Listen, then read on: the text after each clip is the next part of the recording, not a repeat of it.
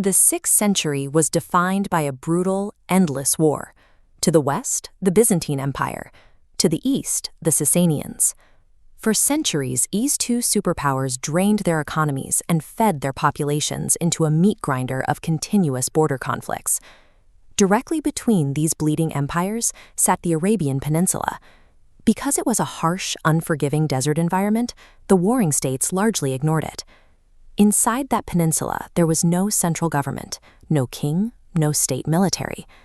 The desert was ruled entirely by fractured, violently competitive tribes, where bloodlines dictated your alliances, and revenge killings could span generations. While the superpowers exhausted their treasuries and manpower in the north, they ignored the south entirely. This imperial neglect created a massive global blind spot, leaving an empty stage for a unifying force to emerge completely undetected. The focal point of that region was a booming trade city called Mecca. Historians often refer to this era as Jahiliyyah, or the Age of Ignorance. It was a society driven by ruthless economic mechanics. Survival belonged to the strong. The wealthy monopolized trade. Slavery drove the labor force. And for marginalized tribes, poverty was so extreme that female infants were often buried alive to conserve resources. The economic engine driving all of Mecca's wealth was a single building, the Kaaba. Inside this structure sat hundreds of different idols, representing the various deities worshipped by the scattered desert tribes. This diagram shows exactly how Mecca profited from that arrangement. By housing everyone's chosen gods in one place, the elite forced tribes to travel there for pilgrimage. These journeys guaranteed a massive flow of trade into the city. Mecca's dominance depended on these rituals. Every idol represented a specific revenue stream, turning pilgrimage into a high-yield industry for the Quraysh. Mecca had become a society desperate for moral reform, yet locked down by an elite class motivated to keep tribes divided and worshipping separate idols. Born into this fierce social hierarchy, around the year 570 AD was a boy named Muhammad. He entered society at the very bottom of the power structure. His father died before he was born, and he lost his mother by age 6, making him intimately familiar with vulnerability. Growing up, he firmly refused to participate in the rampant idol worship or the brutal business practices of the city. He built a reputation for absolute honesty as a merchant that the people of Mecca gave him a specific title, Al-Amin, or the trustworthy one. His integrity caught the attention of a highly successful businesswoman named Khadijah. She hired him, and eventually the two married. This gave him financial stability, but it didn't resolve the deep unease he felt regarding the intense cruelty of Meccan society. To escape the noise and corruption of the city, he began retreating to a solitary cave high in the mountains to meditate in total isolation. Years of lived hardship, combined with this relentless search for clarity, created a quiet man, highly sensitive to human suffering, and positioned him to directly challenge a system built on exploitation. One night, around 610 AD, that quiet isolation shattered. An angel appeared in the darkness of Cave Hira with a terrifying, crushing command: read. The message that followed laid the foundation for an entirely new doctrine. Its absolute core was strict monotheism. There is only one God. Look at what happens to Mecca's business model when you introduce that idea. By declaring only one God, this doctrine instantly invalidated the hundreds of idols housed in the Kaaba, collapsing the elite's entire trade monopoly. Furthermore, it erased the social hierarchy, stating a wealthy merchant and a slave held the exact same worth. Followers must protect the weak, distribute wealth to the poor, and completely abandon tribal supremacy in favor of unified human equality. By placing divine law completely above tribal custom, these profound new teachings stripped the ruling class of their absolute authority. In a society where status was the only currency, a message that leveled the playing field functioned as a direct challenge to the established order. The leaders of Mecca quickly realized their authority and wealth faced an existential threat. In response, they launched a coordinated campaign of persecution against the early Muslims.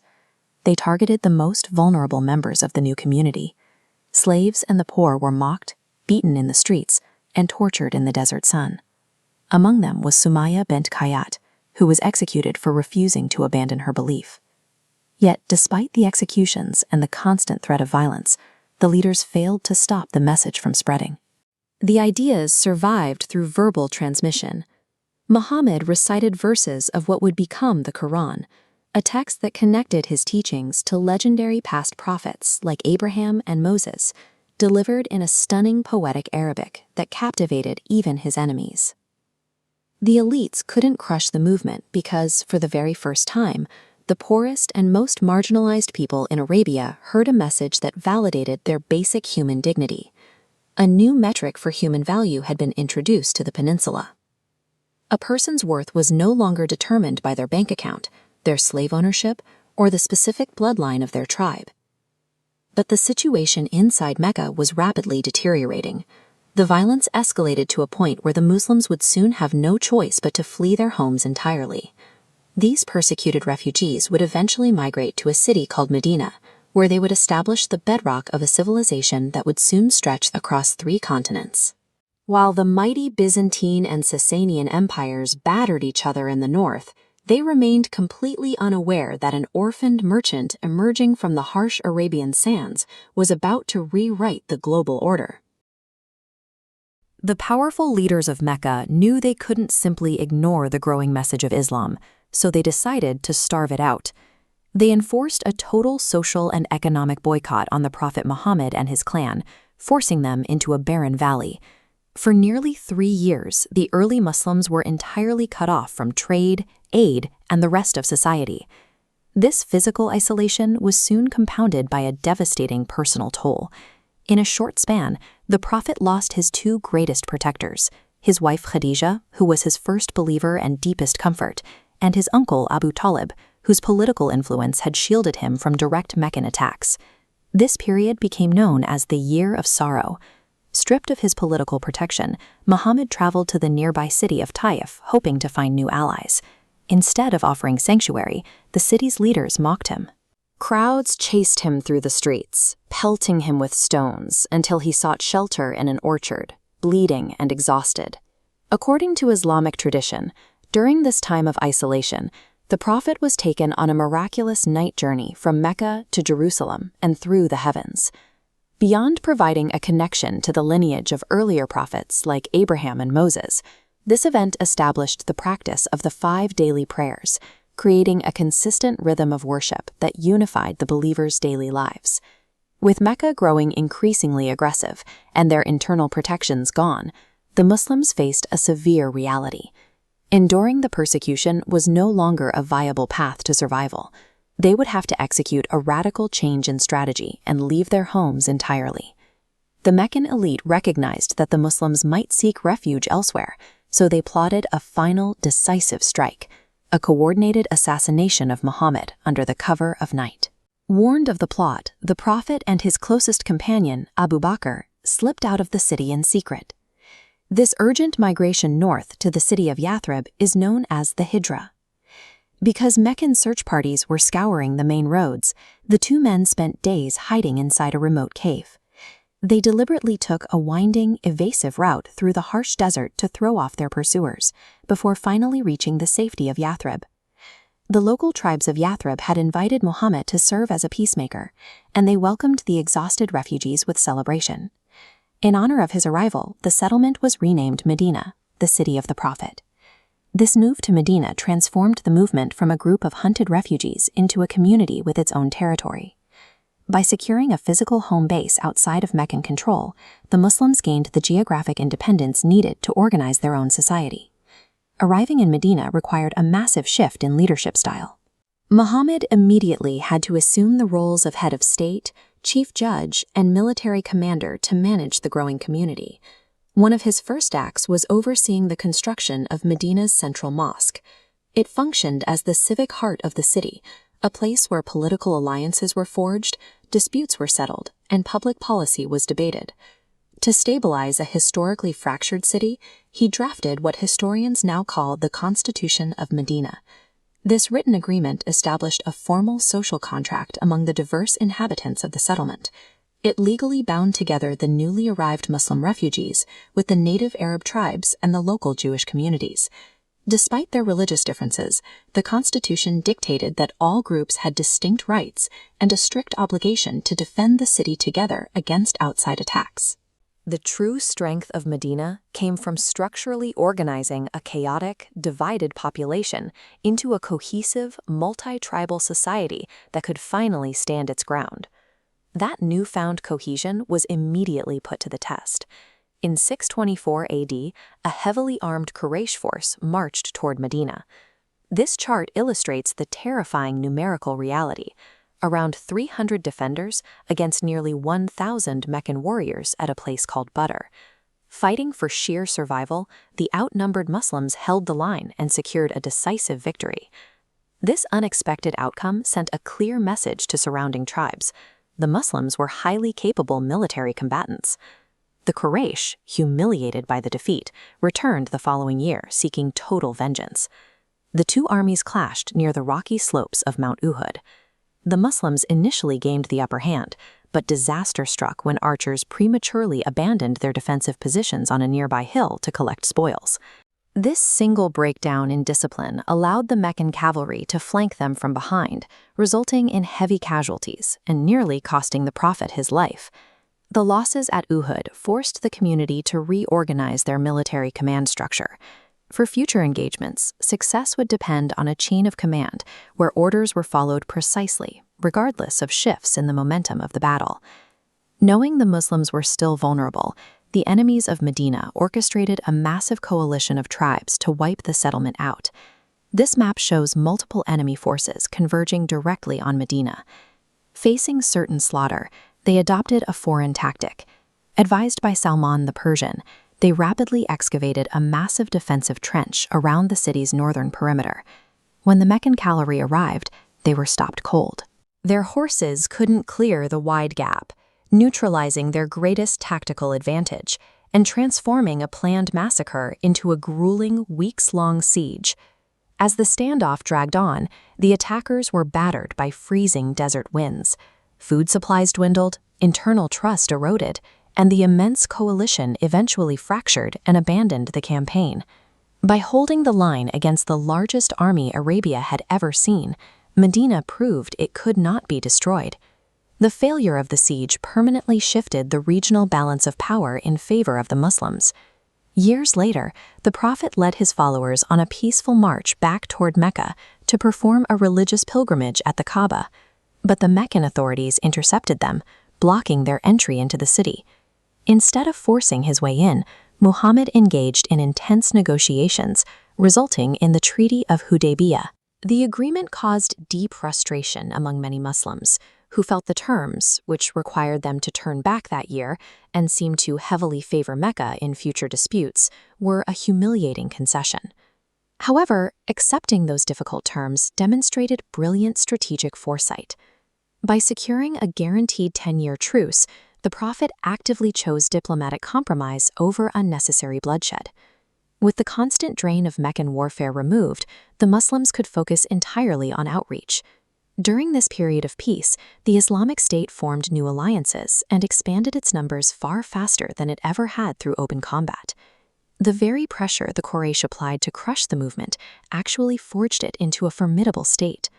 By forcing the Muslims out of Mecca, they initiated a migration that guaranteed the survival of Islam and established a civilization powerful enough to reset the calendar and alter the course of history. For years, Muslims had been hunted across the desert. Driven from their homes, they survived as refugees. Now they were returning. To understand why this matters, you have to look at the landscape of 7th century Arabia. There was no central government. Society operated on a system of blood feuds and shifting tribal alliances. If someone wronged your family, you went to war. The Muslims of Medina and the Quraysh leaders of Mecca had managed to pause this cycle with the Treaty of Hudaybiyah. But peace in a tribal system is fragile. An allied tribe connected to Mecca attacked a tribe allied with the Muslims. The truce shattered, and the Prophet Muhammad mobilized his forces. As this massive army marched out, the entire peninsula watched. Everyone knew how Arabian conflicts ended. The question was whether this new faith would fall back on the ancient, violent cycle of retribution. Typical tribal skirmishes involved small, scattered bands of fighters. But by 630 AD, Muhammad assembled an army of 10,000 men. No one had ever seen a force this large. As smaller factions faded, this massive column advanced directly toward Mecca. A siege seemed inevitable. Inside the city walls, the Quraysh leaders who had spent years torturing and exiling the early Muslims braced for the worst. In their minds, absolute annihilation was the only logical outcome. If Muhammad burned Mecca to the ground, he would win a decisive military victory, but doing so would guarantee the survival of the tribal system. He would merely be replacing one violent regime with another.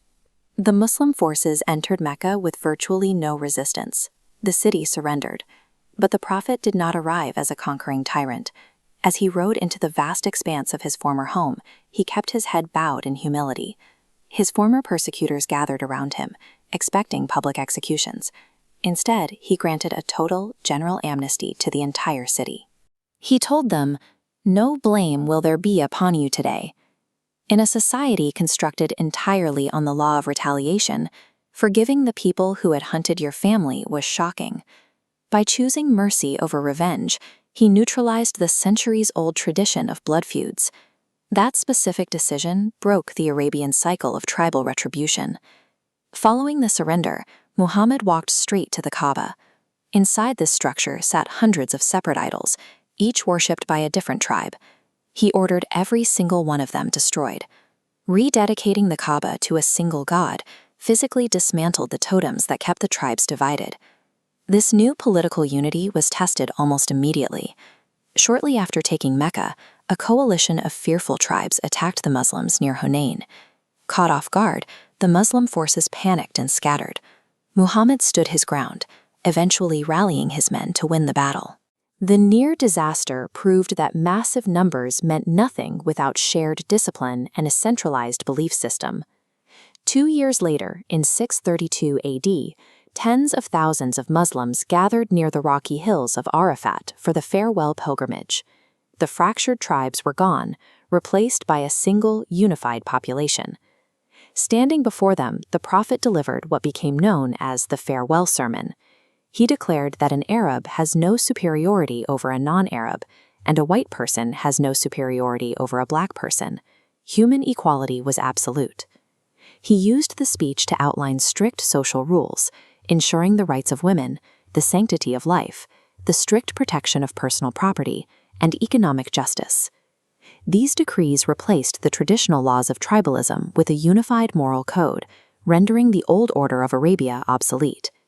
The community barely had time to adjust. Soon after returning to the walled city of Medina, the Prophet became ill. He passed away at the age of 63, sending the community into devastating shock. The leader who held everything together was gone. The immediate power vacuum threatened to tear the young state apart as several newly converted tribes prepared to rebel. In the middle of the panic, a man named Abu Bakr stepped forward. He told the crowds that whoever worshipped Muhammad should know Muhammad had died, but whoever worshipped God should know God is eternal. By legally shifting their allegiance from a mortal leader to an eternal concept, Abu Bakr successfully ensured the movement survived its creator.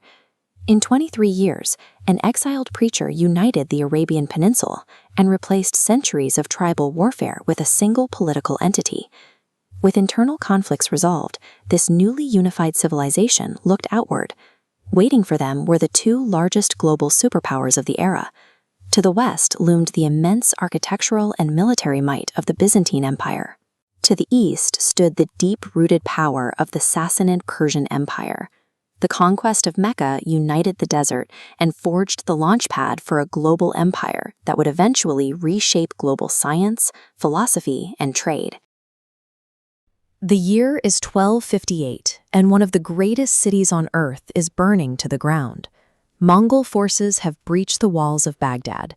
The invading army is destroying everything, but their most devastating target is the city's vast network of libraries. Historical legends says so many books were thrown into the water that the Tigris River ran black with the ink of destroyed texts. This siege marked the brutal fall of the mighty Abbasid capital. For centuries, this city had operated as the epicenter of global learning, and its destruction signaled the violent end of the Islamic Golden Age. To grasp the scale of what was nearly erased in those fires, we must look back at how this massive intellectual engine was built in the first place. We start in 632 AD. Following the death of the Prophet Muhammad, the young Muslim community faced a sudden, massive power vacuum. Total collapse seemed almost inevitable. This map shows the early Muslim Arabian Peninsula. They were trapped between internal tribal rebellions and the encroaching borders of two massive superpowers to the north, the Byzantine and Sasanian empires.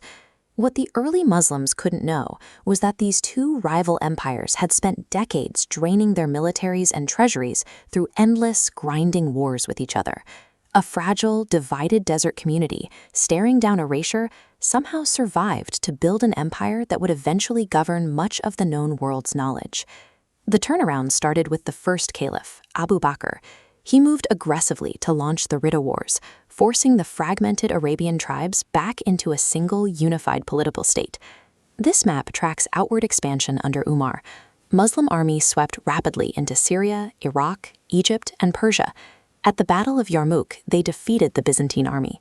Shortly after, the Persian Empire collapsed, absorbed by the expanding Muslim state. Yet, these sweeping military conquests were often paired with deliberate administrative restraint. When Jerusalem surrendered in 637 AD, historical accounts note that Umar entered the city personally, marked by humility rather than a conqueror's parade. This explosive growth meant the new political state was now administering ancient, deeply established cities. They suddenly controlled centuries of local histories, cultures, and scientific traditions.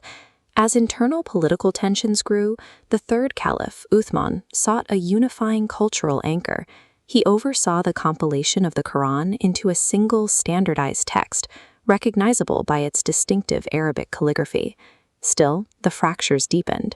A painful period of civil conflict followed, including political assassinations and wars between Muslim factions under Ali, creating the historical divisions that led to the Sunni-Shia split. Despite this intense internal strife, the subsequent Umayyad Caliphate continued to push the empire's borders outward, moving across North Africa and deep into Spain, establishing Al-Andalus. By stretching from the Iberian Peninsula to the borders of India, they built a massive cross-continental funnel. Vast trade routes actively absorbed local languages and ideas, transporting them directly toward the center of the empire. In 750 AD, a new power rose, the Abbasid Caliphate. They established a booming new capital called Baghdad, which quickly became one of the most populated cities on the planet. At its center stood the House of Wisdom. This wasn't just a library. It was a massive translation project where scholars were paid the weight of a book in gold to translate Greek, Roman, Persian, and Indian texts into Arabic. The word algebra came from the work of the mathematician Al-Khwarizmi. Scholars mapped the stars and compiled advanced medical encyclopedias.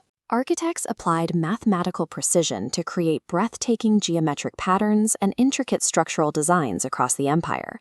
While much of medieval Europe experienced political fragmentation, Baghdad functioned as a global intersection of ideas. Here, a Greek philosophy text could be analyzed by a Persian scholar and recorded by an Indian mathematician, preserving the sum total of human knowledge.